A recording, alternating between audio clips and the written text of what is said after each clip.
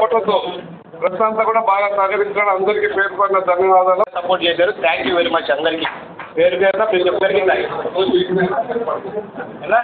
Thank you ఆంధ్రప్రదేశ్లో కనీ ఎరుగని రీతిలో అద్భుతమైన మెజార్టీతో తెలుగుదేశం ప్రభుత్వానికి చంద్రబాబు నాయుడు గారి లోకేష్ బాబు గారి నాయకత్వాన్ని నమ్మి ప్రజలందరూ ఓటు వేసినారు. వాళ్ళందరికీ కూడా వాళ్ళకి పేరు పేరున కృతజ్ఞతలు తెలియజేస్తాను. అలాగే కడప జిల్లాలో కూడా 7 అసెంబ్లీ నియోజకవర్గాల్లో ఉంటే 5 అసెంబ్లీ నియోజకవర్గాల్లో మంచి మెజార్టీతో గెలిపించారు. కడప జిల్లా ప్రజలందరికీ కూడా కృతజ్ఞతలు తెలియజేస్తాను. అలాగే కమలాపురం నియోజకవర్గ ప్రజలందరికీ కూడా మా ఓటర్స్ అందరికీ కూడా అత్యధిక మెజార్టీ తెలుగుదేశంలో 26,000 చిల్లర ఓట్లతో మమ్మల్ని గెలిపించినందుకు వారికి ఇక్కడ ఉండే ఓటర్స్ అందరికీ కూడా పేరు పేరున కృతజ్ఞతలు తెలియజేస్తాను. అలాగే ఈ రోజున మా ప్రత్యర్థి ఆయన మాజీ ఎమ్మెల్యే రవీంద్రనాథ్ రెడ్డి గారు ఏదో ప్రెస్ మీట్ పెట్టారట. ప్రెస్ మీట్ పెట్టి రాష్ట్రంలో తెలుగుదేశం పార్టీ గెలిస్తే చంద్రబాబు నాయుడు ఏదో చేసినాడు ఈవీఎంలు అంటున్నాడు. రవీంద్రనాథ్ రెడ్డి గారు మీకు ఒకటే చెప్తున్నాం, నువ్వు 2019లో గెలిచినప్పుడు మేము ఒక మాట ఏమైనా మాట్లాడామా? నువ్వు కూడా ఆ రోజు 26,000తో 26,000తో నువ్వు గెలిచావు. గెలిచినప్పుడు నిన్ను ఎప్పుడన్నా మేమంతా ఏదో ఈవీఎం ట్యాంపరింగు ఏదో ప్రజలు మమ్మల్ని నమ్మలేదు, ప్రజలు ఓట్లు వేయలేదని మేము చెప్పినాం. కానీ ఈరోజు నీవు ఓడిపోతే ఈవీఎం ట్యాంపరింగ్, మీరు గెలిస్తే మంచిదా? ఇది చాలా తప్పు.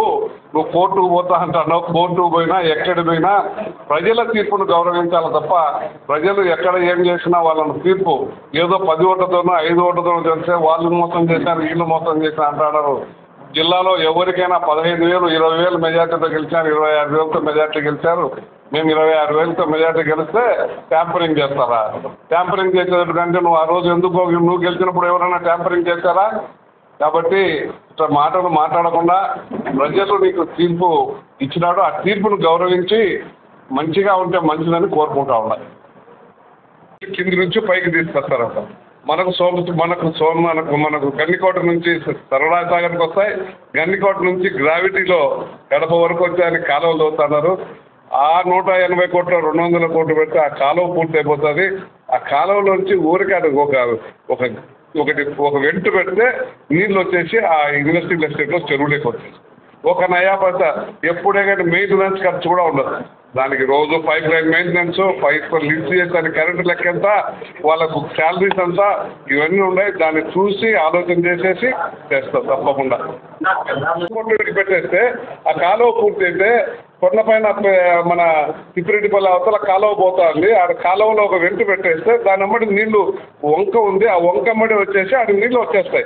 లిఫ్ట్ అవసరంలే, ఆ నీళ్లను తీసుకొచ్చి అక్కడ స్టోర్ పెట్టేసి ఒక 1/2 టీఎంసీ కావాలన్నా 1/4 టీఎంసీ కావాలన్నా 1 టీఎంసీ కావాలన్నా దాని ఫ్రీలు అయితే ఆ డబ్బులు ఇట్లా మార్చేసి ఆ తీసుకొచ్చేసి ఆ కాలువను తయారు చేసి నీళ్ళు. అందరికీ నమస్కారం. ముందుగా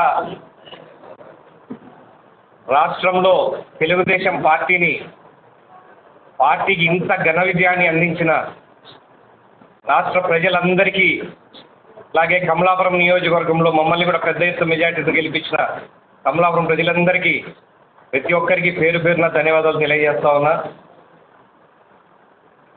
మీ నమ్మకాన్ని తప్పకుండా నిలబెట్టుకుంటామని చెప్పి కూడా తెలియజేస్తా ఉన్నా. మా నాయకులు చంద్రబాబు నాయుడు గారు అలాగే లోకేష్ గారు వాళ్ళ యొక్క మీద నమ్మకంతో ఈరోజు రాష్ట్ర ప్రజలందరూ చరిత్రలో నిలిచిపోయేటువంటి ఒక రికార్డు స్థాయిలో ప్రతిపక్షమే లేని పరిస్థితికి కల్పించినటువంటి పరిస్థితికి తెచ్చారు. కాబట్టి ప్రజలందరికీ మా మీద బాధ్యత పెరిగిందని మేము తెలియజేసుకుంటా ఉన్నాం. ఆ బాధ్యత నిలబెట్టుకోవడానికి కూడా మా నాయకుల ప్రోద్బలంతో, మా నాయకుల యొక్క సపోర్ట్తో ఖచ్చితంగా మేము కూడా గ్రౌండ్లో నిలబెట్టుకుంటాం, మేము చెప్పిన మాటలని నిలబెట్టుకుంటామని చెప్పి తెలియజేసుకుంటా ఉన్నాం. ఈ మార్పు ఇచ్చింది ప్రజలు. వాళ్ళు చెప్పిన మోసాలు నమ్మినారు 19లో, నమ్మి మోసపోయామని తెలుసుకొని అంతకంటే దారుణమైన రిజల్ట్ ఈరోజు ఇచ్చారు. దాన్ని గౌరవంగా ఒప్పుకోవాలా. పార్టీ అధ్యక్షుడు ఒప్పుకున్నాడు, గౌరవంగా ఒప్పుకున్నాడు. మేము చేసిన మేలు ఎక్కడో పొరపాటు జరిగిందని ఆయన ఒప్పుకున్నాడు. దాన్ని మేము చూసుకుంటామని ఆయన చెప్పాడు. కరెక్టే. ఇక్కడ మా ఎక్స్ఎమ్మెల్యే గారు కేవలం అంటే ఆయన ఎంత పరిమితి లేకుండా ఆలోచిస్తూ ఉన్నాడు. జనాలు తీర్పునిచ్చారు. ఆ తీర్పుని గౌరవంగా ఒప్పుకోవాలి. మేము చేసిన పొరపాట్లు ఉన్నవాడు పోయినాయి కాబట్టి మళ్ళీ మేము సేవ చేస్తామని. అలాంటిది కాకుండా ఈవీఎంలు ట్యాంపరింగ్. పోయినసారి మీరు ఈవీఎంలు ట్యాంపరింగ్ చేసి గెలిచినారా? అలా చేసి ఉంటేనే ఆయనకి ఆలోచన వస్తుంది. లాస్ట్ టైం ఆయన చేసినట్టున్నాడు, అందుకని ఈసారి మా మీద నిబంధిస్తారు. మాకు అవసరం లేదు. ఒకవేళ లాస్ట్ టైం కూడా మీకు అలా వచ్చిన మెజారిటీ వచ్చింది కాబట్టే ఈసారి జనాలు ఇంకొంచెంగా కసితో మిమ్మల్ని ఓడించడానికి ఇలా చేశారని అనుకుంటా ఉన్నాం. ఒకటి గుర్తించుకోండి రవీంద్రనాథ్ రెడ్డి గారు, మేము అంటే ఇన్ని రోజులు నాన్నగారు సేవ చేసినప్పుడు గెలుపుతో సంబంధం లేకుండా ప్రజలకు సేవ చేస్తూ వచ్చారు. ఆ నమ్మకాన్ని చూసి మాకు ఓట్లేశారు. పార్టీ మీద నమ్మకంతో ఓట్లేశారు. ఇంకా నువ్వు ఈ మాటలు గౌరవంగా చెప్పడం ఆపుకుంటే నీకు గౌరవం దక్కుతుంది. లేకుంటే మీ పార్టీకి ఎలా గౌరవం దక్కలేదో, ఎలా గౌరవం లేని పరిస్థితికి మీరు వచ్చారో మీకు పూర్తిగా పర్సనల్గా కూడా అలాగే పోతుంది అని చెప్పి తెలియజేసుకుంటా ఉన్నాను. ఇప్పటికైనా మించిపోయింది ఏం లేదు. నువ్వు ఒప్పుకో, నువ్వు కలిసి పనిచేస్తానంటే మేము కలిసి ప్రజలు సేవ చేయడానికి తప్పకుండా ముందుంటాం. మీరు ఇలాగే తప్పుడు మాటలు, తప్పుడు ప్రచారాలు చేసుకుంటే మేము ఇట్లనే ఉంటామనంటే మీ విజ్ఞతకే వదిలేస్తాం. జనాలు మళ్ళా 5 ఏళ్లకు ఓట్లు వస్తాయి. ఆ రోజుటికి మేమెంత సేవ చేస్తే మీరేం చేస్తారో చూసుకోండి. అంతేగాని ఇలా చిల్లర మాటలు మాట్లాడొద్దని చెప్పి మరొకసారి తెలియజేసుకుంటా ఉన్నాం. తప్పకుండా ఈ ఘన విజయాన్ని అందించిన ప్రజలందరికీ కూడా ఈ 5 ఏళ్ళు మేము సేవ చేయడానికి రెడీగా ఉన్నాం. మళ్ళీ 5 ఏళ్లకు మీ ముందుకు ధైర్యంగా రావడానికి కూడా సేవ చేస్తామని చెప్పి తెలియజేసుకుంటాం. Thank you very much. అవినీతి ఎక్కడెక్కడ ఉందో తీస్తాం, అభివృద్ధి ఎంత చేశారో కూడా చూస్తాం. అభివృద్ధి నోట్ మాటలతో చెప్పేది కదా, కనిపించాలి కదా. అక్కడ ఫలాన్ని చేసాం, డెవలప్మెంట్ లైవ్లో కనిపించాలి కదా. ఇప్పుడు వాళ్ళ ఇంట్లో డెవలప్మెంట్ అయితే బయటికి కనిపించదు, పబ్లిక్ కనిపిస్తుంది కదా. పబ్లిక్ ఏమేమి చేశారో చూస్తాము, పబ్లిక్ ఎంత డెవలప్ చేశారో చూస్తాము, దాంట్లో ఎంత అవినీతి జరిగిందో ప్రతి ఒక్కటి బయటికి తీస్తాము. అవినీతి ఒక డెవలప్మెంట్లోనే కాదు, అడుగడుగున అవినీతి జరిగింది. భూములు, గవర్నమెంట్ భూములు, ప్రభుత్వ భూములు అన్నీ దోచుకున్నారు. ప్రతి ఒక్కటి బయటికి తీస్తాం. అన్నీ ప్రిపేర్ అయి ఉన్నాయి లిస్టులు. ప్రజలు చాలామంది కంప్లైంట్ చేసినారు. వాళ్ళ ఎన్ని లిస్టులు కూడా బయటికి తీసి ప్రతి ఒక్కటి కూడా బయట పెట్టామని చెప్పి తెలియజేస్తున్నాం. దాని మీద ప్రత్యేక దృష్టి సారిస్తామని కూడా తెలియజేస్తాం. మార్పు గమనించారు. లాస్ట్ 2 times మీరు ఏం చెప్తారంటే, రాజశేఖర రెడ్డి గారు చనిపోయిన తర్వాత సొంత జిల్లా మనవాడు గెలుస్తాలని చెప్పి ఒక ఆలోచన అయితే ఉండింది. దానివల్ల ఆయన గెలవడం జరిగింది. 14లో అక్కడికి టైట్గా తీసుకొచ్చాం మా మీద నమ్మకంతో. 19 అయితే స్టేట్ వైడ్ ఒక మేనియా వచ్చింది జగన్ గారిని గెలిపించాలని చెప్పేసి, దానివల్ల గెలిచారు. అంతేగాని మేము చేయలేనటువంటి పని కాదు. ఓడిపోయినా మేము జనాల్లో ఉన్నాం, ఓడిపోయినా పనులు చేసాం. అదే ఈరోజు మాకు సహాయపడింది. కడప 3 మండలాలు ఉంటాయి. ఇన్ని ఆనుకొని ఉన్న వాళ్ళ ఇన్ఫ్లుయెన్స్ ఉన్న కమలాపురంలో ఇంత మెజార్టీ మాకు వచ్చిందనంటే పార్టీ యొక్క సిద్ధాంతాలు మాకు సహకరించాయి. మా నాన్నగారు చేసిన సేవలు ప్రజలు గుర్తించారని ఇవన్నిటి రిజల్టే అంత మెజార్టీ వచ్చింది చెప్పి అనుకుంటాం. ఈయన కలగంటా ఉన్నాడు, ఒక అబద్ధపు ప్రపంచంలో బతికి ఆయనకు ఆ ఆలోచనలే వస్తాయి. ఎప్పుడు మోసం చేద్దామన్న ఆలోచనలు అతనికి ఆలోచనలు రాకుండా ఏమొస్తాయి? అది తప్పు. చెప్తున్నా కదా, లాస్ట్ టైం ఆయన ఇలా చేసినాడేమో కాబట్టి ఆయనకి ఈ ఆలోచన వస్తుందని అనుకుంటా ఉన్నాను. అంతకు మించి ఏమీ లేదు. న్యాయంగా గెలిచాము. జనాలు మీరంటే ఈరోజు అందరికీ రిజల్ట్ వచ్చింది కాబట్టి ఈరోజు. గత 3 ఏళ్ల నుంచి వ్యతిరేకత ప్రజల్లో ఉంది. అది అందరికీ తెలిసింది, వాళ్ళకి తెలియడానికి టైం పట్టింది. అందుకే ఏమైపోయారు అనుకుంటున్నాడు, ఆయన మేలు చేశాడని అనుకుంటున్నాడు కానీ కీడు చేశాడని అనుకోవడంలా. నీ దగ్గర 10 రూపాయలు తీసుకుని నీకు 5 రూపాయలు ఇచ్చారు తెలుసుకోలేరా? తెలుసుకున్నారు. అది ఆయన తెలియడం నువ్వు తెలుసుకోలేరులే, 10 రూపాయలు నేను 5 రూపాయలు దొప్పేసి తెలుసుకోలేను అని అనుకున్నాడు. ఈరోజు తెలుసుకున్నారు వాళ్ళందరని మళ్ళీ ఆయనకు గోడపడింటారు. పరిస్థితి లేదు, బీప్ అవుతుందని అనుకున్నాం, 150 సీట్లు దాటాయి అనుకున్నాం, దాన్ని 160 దాటింది. కానీ నమ్మలేని పరిస్థితులు అయితే లేదు. మేము ఎక్స్పెక్ట్ చేశాం, నేను మెజార్టీ కూడా ఎక్స్పెక్ట్ చేశాను. తప్పకుండా ఇంత మార్పు ఉంది ప్రజల్లో. ఎందుకంటే గ్రౌండ్లో మేము తిరిగినప్పుడు ప్రజల నుంచి వచ్చే రెస్పాన్స్ బట్టి మాకు ఈ అవగాహన ఉంది, ఇంత మార్పు ఉందని మేము చెప్తా వచ్చాం. మీ అందరికీ కూడా చూడండి, మీరు అనుకున్న దానికన్నా మెజారిటీలు ఎక్కువ వస్తాయని చెప్పి ఇంతకుముందు ప్రెస్ మీట్లో కూడా అదే జరిగింది. పక్కన పెడితే జనాలకు అందుబాటులో ఉంటే సెంటిమెంట్లు ఏం పనిచేయవు. జనాలకు సేవ చేసినంత వరకు ఏ సెంటిమెంట్ ఏం చేయదు. ఆ సేవ చేయలేని రోజు ఎవరైనా కింద గద్దె దిగాలి. ప్రజలకు మాకు పనికిరాని ఇతను మాకు మంచి చేయట్లేదు అనుకుంటే గద్దె దింపుతారు.